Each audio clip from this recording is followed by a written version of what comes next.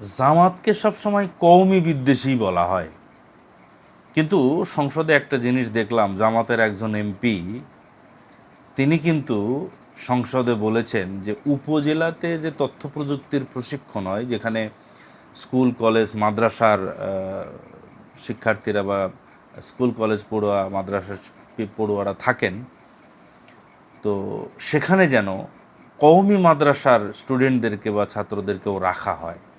এটা কিন্তু জামাতের এমপি দাবি করলেন। সুতরাং কথায় কথায় এই যে বলা যে জামাত কওমি বিদ্বেষী, আমার মনে হয় ধারণাটা একদমই ভুল। নিবিড়ভাবে পর্যবেক্ষণ করুন, দেখুন, মিশুন, কথা শুনুন, তারপরে মন্তব্য করুন।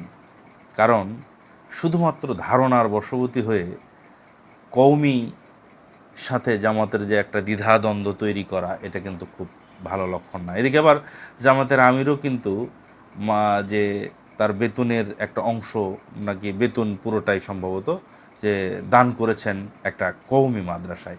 সুতরাং কওমিকে যে জামাত অবহেলা করে অথবা জামাত কওমি বিদ্বেষী, এইটা আমি দেখতে পাচ্ছি না, কর্মে কর্মে দেখতে পাচ্ছি না। সুতরাং আমার মনে হয় যে এটা দারুণ একটা ব্যাপার।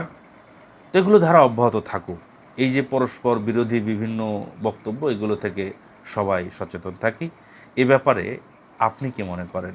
আপনার মন্তব্য কি? অবশ্যই জানাবেন। ভালো থাকবেন।